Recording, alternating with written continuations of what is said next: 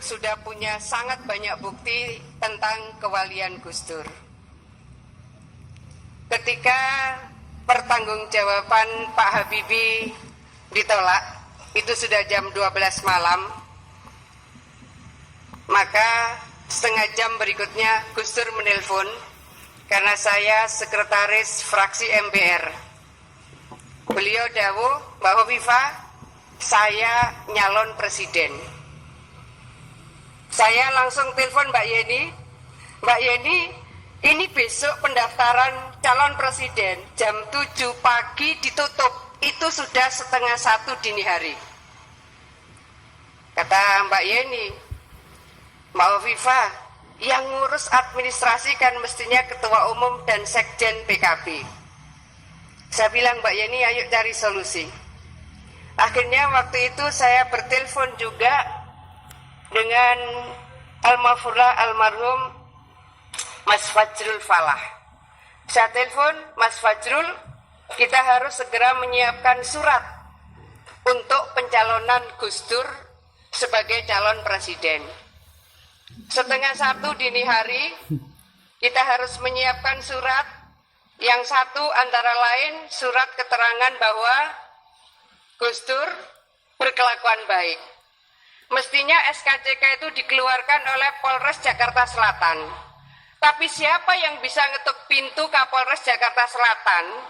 Karena proses pertanggungjawaban itu ditolak jam 12, proses berjalan lagi 12:30 Gus Dur menyampaikan bahwa beliau mau nyalon sebagai presiden. Mungkin kalau ada Mas Alvin di sini, saya bilang, Mas Alvin, itu sudah 2:30. Pokoknya sedapat mungkin saya mencarikan persyaratan untuk pencalonan Gus Dur sebagai presiden. 1, butuh surat dari Kapolres. 2, butuh surat dari Pengadilan Negeri. Karena harus ada surat keterangan bahwa Gus Dur tidak sedang dipidana. Kemudian ketiga, harus ada surat dari Pengadilan Tata Usaha bahwa Gus Dur tidak sedang pilot. Setelah itu, jam 3:30, saya berkomunikasi dengan Dr. Umar Wahid bahwa ini surat harus disiapkan. Jadi pada dasarnya pencalonan Gus Dur itu beliau sendiri yang tanda tangan. Saya, Kiai Haji Abdurrahman Wahid, alamat Ciganjur, menyatakan dengan sebenarnya bahwa saya berkelakuan baik. Ditandatangani sendiri. Yang kedua, kemudian saya, nama Kiai Haji Abdurrahman Wahid, alamat Ciganjur, menerangkan dengan sebenarnya bahwa saya tidak sedang dipidana. Tanda tangan sendiri. Yang ketiga, sama saya, nama Kiai Haji Abdurrahman Wahid, alamat Ciganjur, menerangkan sebenarnya bahwa saya tidak sedang pilot. Ditandatanganilah oleh beliau. Besok jam 6 pagi, saya jam 5 saya bawa surat itu ke almarhum almarhumlah Kiai Yusuf Muhammad, karena beliau ketua fraksi, saya sekretaris fraksi. Saya matur, Gus Yus, mohon panjenengan tapa asto, itu kira-kira 4:30 jam 5. Jam 6 saya minta Pak Arifin Junaidi, Kiai Said yang sekarang ketua Ma'arif, saya bilang, Cak Arifin, ayo mendaftarkan Gus Dur sebagai calon presiden. Itu hanya saya dan Pak Arifin Junaidi berdua, bukan berombong-rombong seperti calon gubernur dan calon bupati wali kota. Saya ingin menyampaikan, setelah itu saya datang 6:30, saya di depan gedung KK1 di MPR. Saya ditelepon oleh seseorang, Mbak Hovifah, benar Gus Dur mencalonkan presiden. Saya bilang iya, saya sudah di depan KK1 mau mendaftarkan beliau. Yang bersangkutan ini bilang, kalau Gus Dur tidak jadi mendaftarkan sebagai calon presiden, kita sudah siap mendaftarkan nama seseorang, saya nggak sebut di sini. Jadilah kemudian 6:30 saya mendaftarkan Gus Dur sebagai calon presiden di gedung KK1. Itu 6:30. Setelah itu kemudian jam 10 sidang pleno, sidang umum MPR dibuka oleh Pak Amin Rais. Pak Amin Rais mengumumkan bahwa calon presiden 1 Kiai Haji Abdurrahman Wahid, 2 Ibu Megawati Soekarno Putri, dan ketiga Profesor Dr. Yusril Iza Mahendra. Akhirnya Pak Yusril mundur di situ.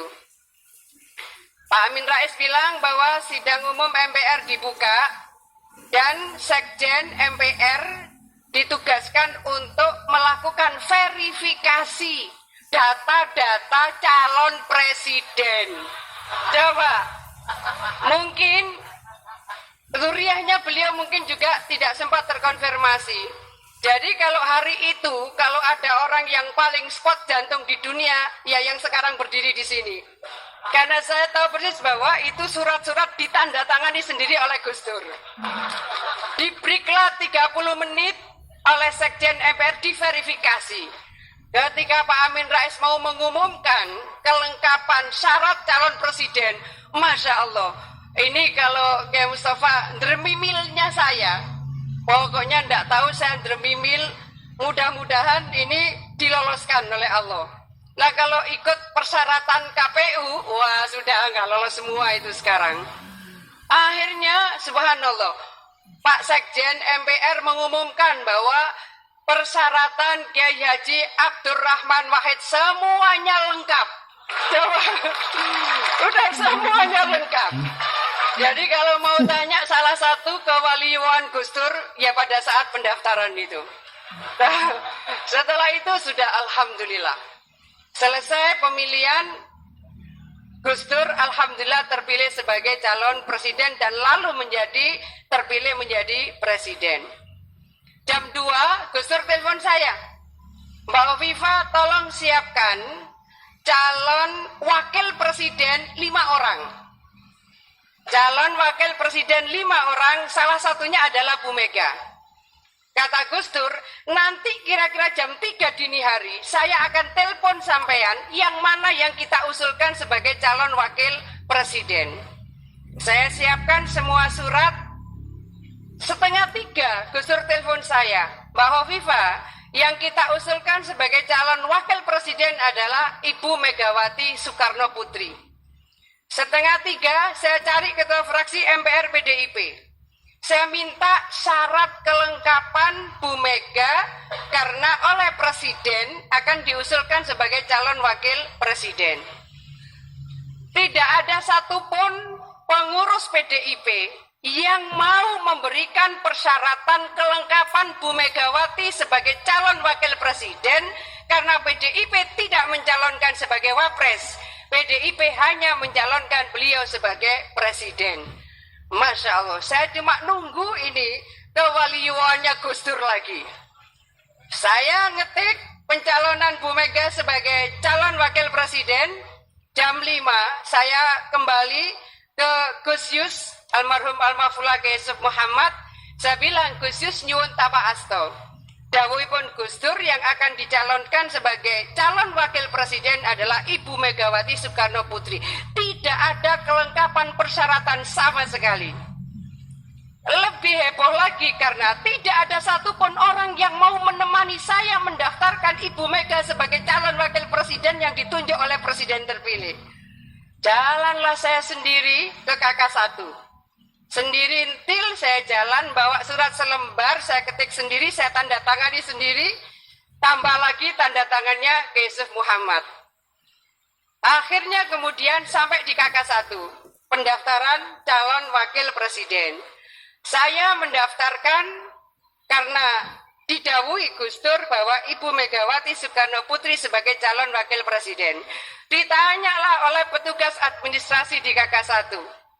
Ibu ini mendaftarkan calon wakil presiden, mana persyaratan kelengkapannya? Saya sampaikan, loh kan kemarin sudah nyalon presiden, berarti persyaratan lainnya persis seperti yang kemarin. Hari itu ternyata panitia pendaftaran calon wakil presiden itu bisa menerima alasan saya. Jadi kalau mau menambahkan tanda-tanda bukti kewaliannya Gus Dur pada saat beliau nyalon jadi presiden, dan itu akhirnya Pak Yusril ketika jadi Menteri Hukum Pak Mahfud, itu beliau ngecek apa betul yang disampaikan Mbak Hovifa itu. Ternyata betul bahwa memang tidak ada surat-surat yang mestinya tanda tangani Polres, pengadilan negeri, pengadilan tata usaha. Jadi seluruh persyaratan ditandatangani sendiri oleh Gus Dur. Nah, akhirnya jadilah Ibu Mega sebagai wakil presiden. Waktu itu satu-satunya fraksi yang mengusulkan Bu Mega sebagai calon wakil presiden hanya Partai Kebangkitan Bangsanya Gus Dur. Jadi ini harus jelas ini antara PKB-nya Gus Dur dengan yang tidak bersama Gus Dur. Saya ingin menyampaikan bahwa tanda-tanda kewaliannya Gus Dur sangat banyak, kita punya cerita, tapi ini baru pertama kali saya sampaikan di dalam hall-nya Gus Dur. Mudah-mudahan kita semua bisa mengikuti jejak keteladanan, pengorbanan, dan kejuangan seorang Ki Haji Abdurrahman Wahid. Mudah-mudahan ini majelis manfaat barokah bagi kita semua. Wassalamualaikum warahmatullahi wabarakatuh.